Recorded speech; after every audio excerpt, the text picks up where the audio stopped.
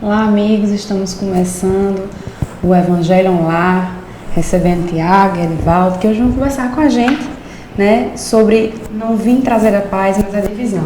Segunda parte final desse estudo, né, já houve um estudo inicial, que está no capítulo 23 do Evangelho segundo o Espiritismo. Então, a gente coube a nós essa missão de fazer o fechamento, do entendimento dessa mensagem, do que verdadeiramente ela representa dentro do Evangelho de Jesus.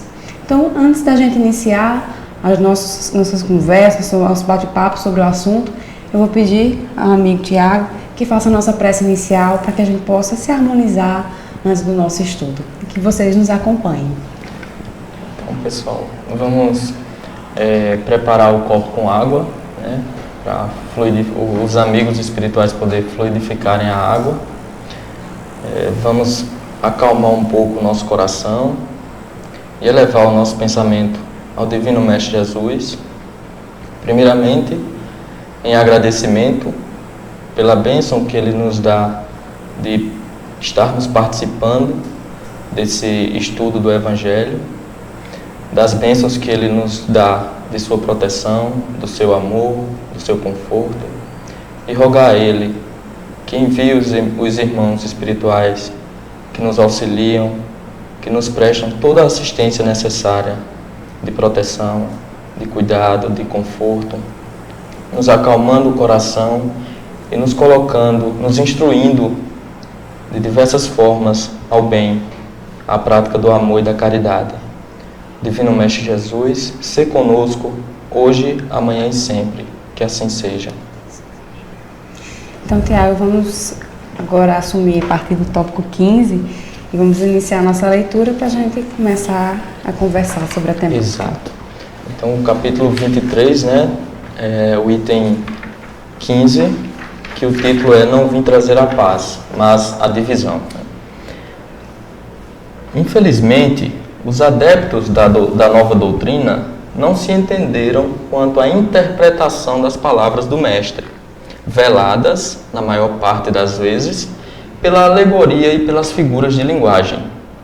Daí surgirem numerosas seitas desde o início, pretendendo todas a posse exclusiva da verdade, e não tendo bastado 18 séculos para pô-las de acordo, esquecendo o mais importante dos preceitos divinos, aquele que Jesus colocou como pedra angular do seu edifício e como condição expressa da salvação, a caridade, a fraternidade e o amor ao próximo.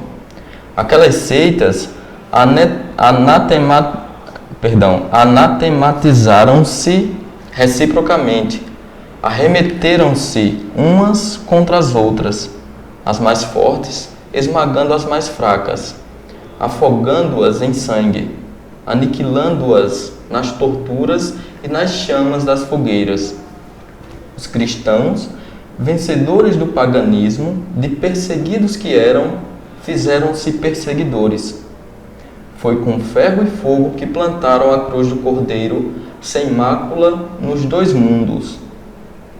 É fato constatado que as guerras de religião foram as mais cruéis e fizeram mais vítimas do que as guerras políticas, e que em nenhuma outra guerra se praticaram tantos atos de atrocidades e de barbárie.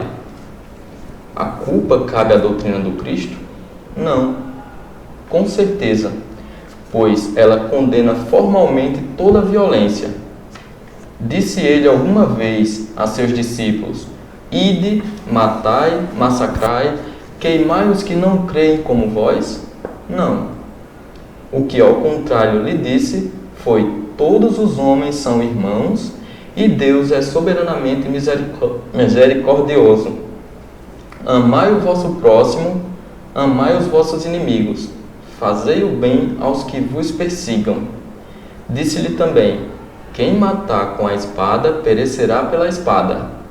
A responsabilidade, portanto, não cabe à doutrina de Jesus, mas aos que a interpretaram falsamente e transformaram num instrumento a serviço de suas paixões. Cabe aos que desprezaram estas palavras: meu reino não é deste mundo. Em sua profunda sabedoria, Jesus previa o que ia acontecer, mas essas coisas eram inevitáveis porque decorriam da própria inferioridade da natureza humana, que não podia transformar-se repentinamente. Era preciso que o cristianismo passasse por essa longa e cruel prova de 18 séculos para mostrar toda a sua força, porque, apesar de todo o mal cometido em seu nome, ele saiu dela puro, jamais esteve como causa. As censuras sempre recaíram sobre aqueles que abusaram dele. A cada ato de intolerância sempre se disse: se o cristianismo fosse mais bem compreendido e mais bem praticado, isso não teria acontecido. Quando Jesus diz: não creia que eu tenha vindo trazer a paz, mas sim a divisão, seu pensamento era este: não creiais que minha doutrina se estabeleça pacificamente, ela trará lutas sangrentas, tendo por pretexto o meu nome, porque os homens não me terão compreendido, ou não terão querido compreender-me. Os irmãos, separados por suas respectivas crenças, desembainharão a espada um contra o outro, e a divisão reinará no seio de uma mesma família, cujos membros não partilhem da mesma crença. Vim lançar fogo à terra, para livrá-la dos erros e dos preconceitos, do mesmo modo que se põe fogo a um campo para destruir nele as ervas más. E tenho pressa de que o fogo se acenda, para que a depuração seja mais rápida, visto que do conflito a verdade sairá triunfante. À guerra sucederá a paz, ao ódio dos partidos a fraternidade universal, às trevas do fanatismo a luz da fé esclarecida.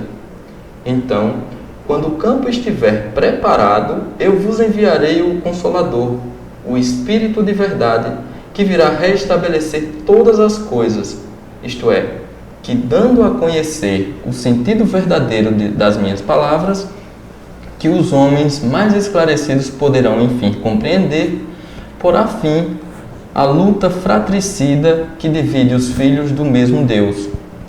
Cansados, afinal, de um combate sem resultado, que traz unicamente a desolação e a perturbação, até o seio das famílias, os homens reconhecerão onde estão seus verdadeiros interesses com relação a este mundo e ao outro.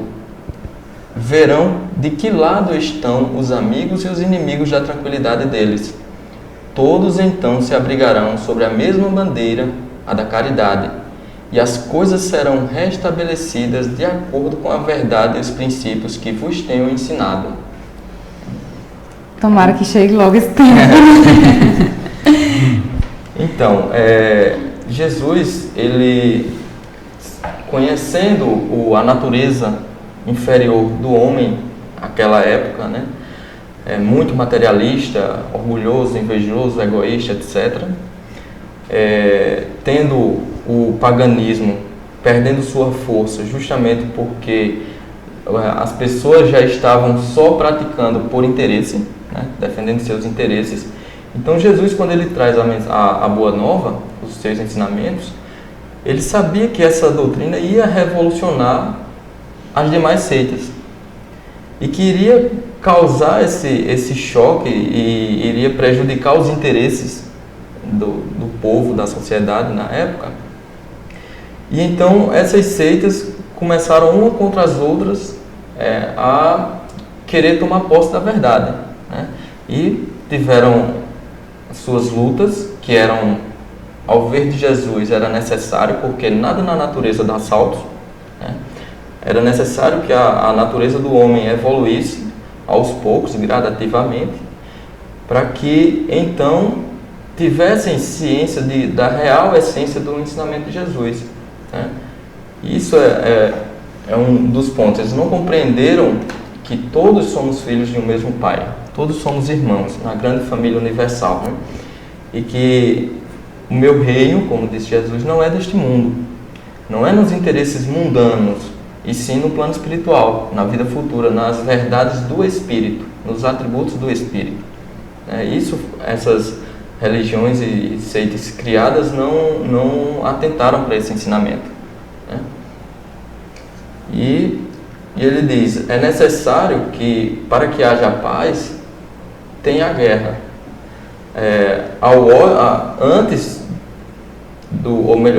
Depois do ódio dos partidos, terá a fraternidade universal.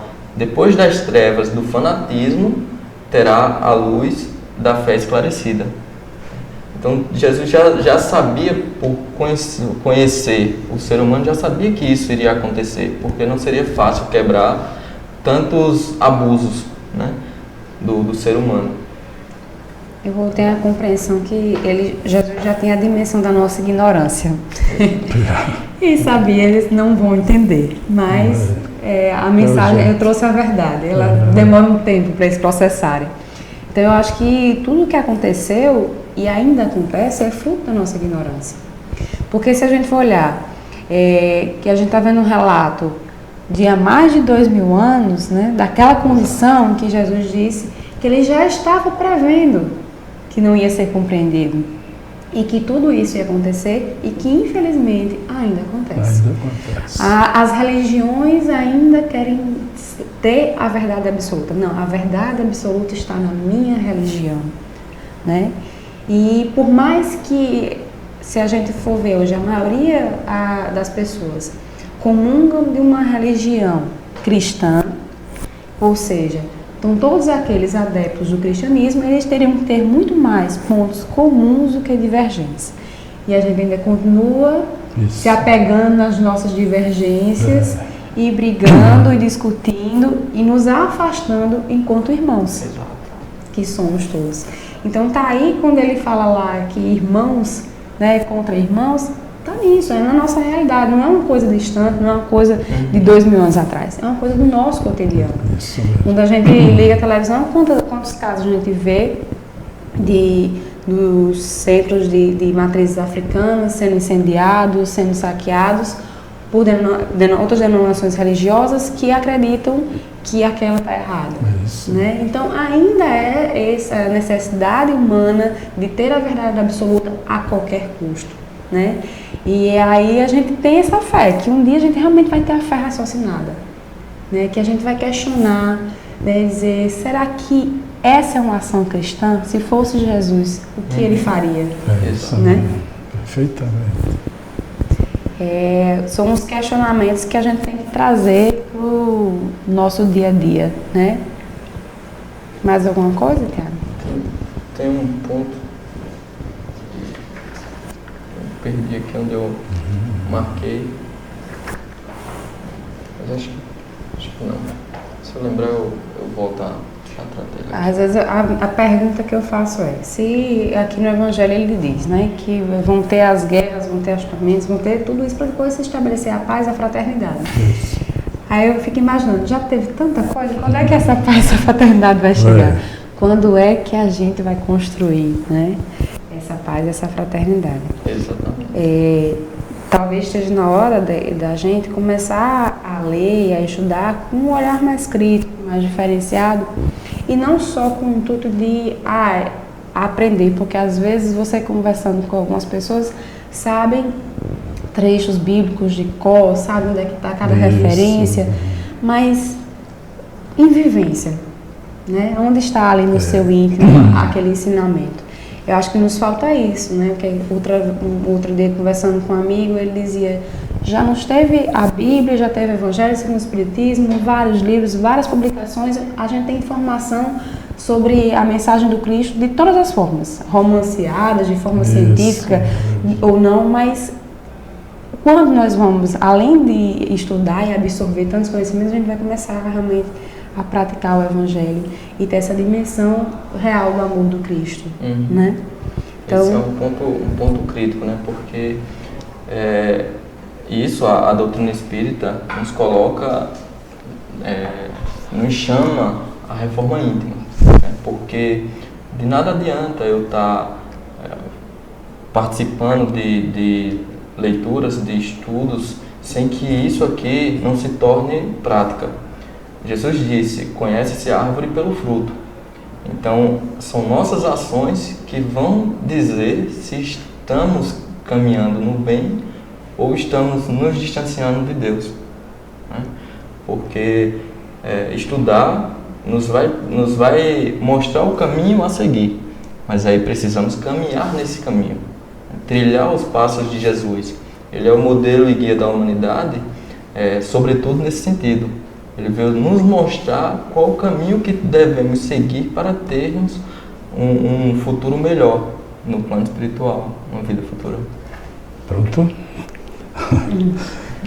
Precisa, raciocinando, pensando direitinho, que Jesus não deixou nada escrito, não é verdade? E falava sempre usando parábolas, né, ou comparações, para que aquele pessoal pouco instruído da época, né, de uma maneira quase total, pudesse entender o que ele queria transmitir, não é isso? Então, as traduções eram feitas de acordo com as crenças de cada seita. E é claro que isso causou depois um desentendimento, e como você falou, ainda hoje, né, existem as diferenças. Eu pensei num exemplo que a gente podia dar, não é muito longo, mas a gente vai dizer, é o Pai Nosso. O Pai Nosso em português, dá para entender, mas tem uma pequena parte, 2 palavras, que muita gente faz a oração e não presta atenção. A gente só não vai dizer todo, porque nós mas a gente pode entender da seguinte maneira: o Pai Nosso começa, né? Pai Nosso que está no céu e tal. Aí então ele diz o seguinte, mais na frente: perdoa as nossas ofensas, assim como nós perdoamos a quem nos tem ofendido. Essas 2 palavras, assim como, a gente pode traduzir no exemplo. Se eu digo, por exemplo, o meu filho mais velho é assim como eu. O que é que eu estou dizendo? O meu filho mais velho é do mesmo jeito. Se comporta da mesma forma da que mesma eu. forma, não é isso? Então, por exemplo, perdoa as nossas ofensas, os nossos pecados, assim como seria do mesmo jeito que eu perdoo a quem me ofende. Mas será que todo mundo perdoa?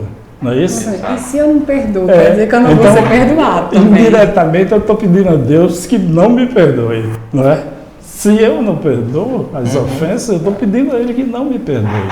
Ao passo que a tradução original do hebraico, ela é um pouquinho diferente nesse sentido. Eu vou ver aqui, só para a gente ver. Ele diz o seguinte: Pai nosso dos céus, santo é teu nome. Venha o teu reino, tua vontade se fará na terra como também nos céus. Dá-nos hoje nossa parte de pão. Perdoa as nossas culpas, quando perdoarmos as culpas dos nossos devedores. Vou parar por aqui nessa parte, né? Veja que em vez de assim como, é quando perdoarmos. Aí a gente vê que já dá para ser bem mais entendido. Não condenando a outra parte, que eu não tenho autoridade para isso, né? Mas é só chamar a atenção que a criatura pode novamente fazer o seu Pai Nosso, se não perdoa, que tenha o cuidado de substituir essas 2 palavras por quando, para a oração ficar mais positiva. Tomando esse sentido como exemplo, a gente tem que realmente buscar raciocinar, né? Isso. Buscar analisar e ver, né? E comparar Jesus em sua infinita bondade. O maior exemplo de amor que a gente tem, promovendo a discórdia, tem alguma coisa de errada, né? Então, é como a gente disse, né? São textos que não foram escritos pelo próprio Jesus, que tem um outro contexto social, que cada grupo tem a sua interpretação. Se a gente for ver lá no início da leitura, a gente tem essa mesma fala de Jesus em vários livros da Bíblia, então cada um tem o seu ponto de vista, né? Como cada um recebeu aquele ensinamento. Às vezes a gente está conversando com alguém, a pessoa nos diz uma palavra, aquela palavra pode não significar nada, mas pode nos magoar profundamente. É isso. depende também como nós recebemos, né? Como nós ouvimos.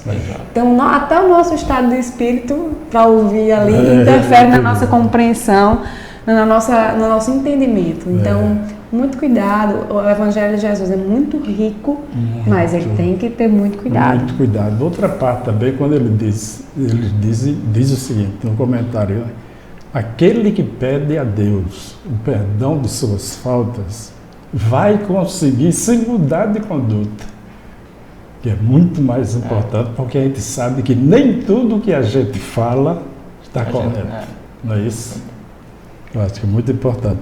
Então, chega-se à conclusão que a melhor prece é fazer boas coisas para os olhos de Deus. Então, que o bem vale mais do que, aliás, o que a gente faz vale mais do que uma oração simples que a gente não está cumprindo, né? Como nós aprendemos e vivenciamos os ensinamentos do Cristo é que realmente diz quem nós somos, né? Não o que nós conhecemos, aprendemos e sabemos dos textos. Somos exemplo no nosso dia a dia. Com certeza. Então, dando continuidade, só para a gente fechar a leitura, eu vou ler os itens 17 e 18. O Espiritismo vem realizar, na época prevista, as promessas do Cristo. Entretanto, não pode fazer sem destruir os abusos. Com Jesus, ele topa com o orgulho, o egoísmo, a ambição, a cupidez, o fanatismo cego, os quais, levados às últimas trincheiras, tentam barrar-lhe o caminho e lhe suscitam entraves e perseguições. Também ele, portanto, tem de combater, mas o tempo das lutas e das perseguições sanguinolentas passou. São todas de ordem moral. Acho que eu me perdi no texto. Também ele, portanto, tem de combater, mas o tempo das lutas e das perseguições sanguinolentas passou. São todas de ordem moral as que terá de sofrer e próximo lhe está o termo.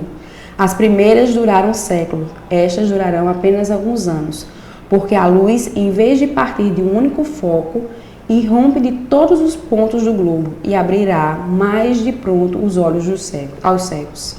Essas palavras de Jesus devem, pois, entender-se como referência às cóleras que a sua doutrina provocaria, aos conflitos momentâneos a que ia dar causa, às lutas que teria de sustentar antes de se firmar, como aconteceu aos hebreus antes de entrarem na terra prometida, e não como decorrentes de um desígnio premeditado de sua parte de semear a desordem e a confusão.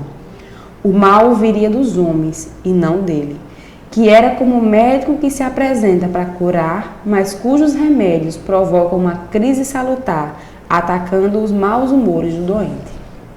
Isso mesmo. E aí, agora no finalzinho, ele traz justamente o papel do Espiritismo, né? É isso mesmo. De combater tantas coisas, né? O orgulho, egoísmo, cupidez, ambição, fanatismo cego. Então, a gente vê que essa doutrina, ela tem um papel fundamental. E se a gente for ver isso na aplicação prática, por exemplo, a gente acabou de falar de quantas religiões e denominações se degladiam constantemente. E se a gente for ver quantas pessoas de outras denominações religiosas adentram as nossas casas todos os dias, trazidas pela dor, pelo sofrimento, e são acolhidas, são assistidas, pode ser que nunca mais voltem, não se tornem espíritas, mas são acolhidos como irmãos, né? Então, eu acho que esse é o maior exemplo que o Espiritismo pode dar, né? E a maioria sai satisfeita, né? Sai satisfeita. Porque o Espiritismo, ele coloca a bandeira da caridade, né? Em frente a tudo. Independente de religião, credo, política, etc., é o ser humano. É o amor ao próximo que ele ensina. Ele é justamente o Cristo redivivo. Está aqui nos livros, mostrando justamente como devemos compreender e se portar. Que a nossa bandeira tem que ser a caridade, a fraternidade e o amor ao próximo. Né? Sim. E eu ainda coloco mais uma reflexão para nós espíritas, né? Se a gente realmente está acolhendo da melhor forma, né? Porque a nossa orientação é acolher, é auxiliar, tratar as feridas e as dores, né, daqueles irmãos que chegam aqui, que na maioria das vezes é pela dor, pelo sofrimento. É isso. Mas se a gente realmente está acolhendo, sem julgamentos, né, sem às vezes aqueles, tá vendo aí, ó, vive criticando a doutrina, mas quando precisa tá aqui, tá no passe, tá na terapia dos sentimentos. Então, se a gente também não tem em nós esse sentimento de que a verdade absoluta está conosco, para a gente não se envaidecer, né? Verdade. Porque está aqui entre as coisas que a gente precisa, né? O orgulho e com certeza a vaidade. A gente não se envaidecer e achar que somos donos da verdade absoluta. E sempre o orgulho, sempre considerado câncer da humanidade. Né? Exatamente. E a gente está sempre se questionando, então... o que eu sempre digo, quando a gente lê um evangelho, a gente tem que trazer para o nosso dia a dia, para a nossa realidade, trazer para a nossa reflexão, para mim, né? Porque dizer às pessoas o quão é bonito as mensagens, o quão significante é muito bacana, mas onde se aplica na nossa vida, no nosso dia a dia? Não praticando. Isso é uma reflexão que cada um de nós vai ter que dizer aí na sua vida, dentro do seu dia a dia, os que estão nos assistindo em casa também. Fazer essa reflexão. É porque nós ainda temos nossos preconceitos enraizados, né? O nosso ódio primitivo que ainda está lá e que a gente tem que combater também. Né? Justamente. E a melhor forma de ensinar é através do exemplo. Né? São nossos filhos, nossos irmãos, nossos pais, primos, etc., nossos amigos, nossos inimigos que estão nos observando. Então, é necessário que caminhemos no caminho reto, no caminho do amor ao próximo, para que assim a gente possa, sem palavras, ensinar como devemos agir, porque é dessa forma que a gente pode aprender mais facilmente e ensinar, né? Porque quando a gente faz o bem, o primeiro a receber esse bem somos nós. O primeiro a mudar, a atacar o nosso orgulho, o egoísmo, somos nós quando fazemos o bem. Né? E aí a importância. Pois bem, gente, estamos finalizando mais o Evangelho Lar. Né? Ótimo. Esse livro nos traz tantos ensinamentos, tantas vivências maravilhosas e, como eu digo, cabe a cada um a sua reflexão interior, as suas mudanças de hábitos, combater, né, a si mesmo, ao seu homem velho, né? Ao homem velho que existe em cada um de nós. E agora eu vou pedir que faça a nossa prece final para que a gente possa finalizar ainda harmonizados, envoltos nesse sentimento e que as nossas melhores vibrações possam chegar a todos vocês que nos acompanham. Divino Mestre Jesus, agradecemos a oportunidade que nos foi concedida para, dentro dos nossos limites, transmitindo o que o Evangelho nos fala, nos diz, para que cada vez mais tenhamos consciência da importância da prática do bem e do amor em qualquer situação em que estejamos. Que estes fluidos benéficos que estamos recebendo sejam por nós conduzidos aos nossos lares, para que a tranquilidade, o entendimento e a paz continuem entre todos nós. Que o seu amor, Jesus, continue nos envolvendo hoje e sempre. E assim seja. Então, meus amigos, ficamos por aqui e a gente se encontra no próximo Evangelho ao Lar. Fiquem com Deus. Graças a Deus. E beba água frutificada, né? Não pode esquecer.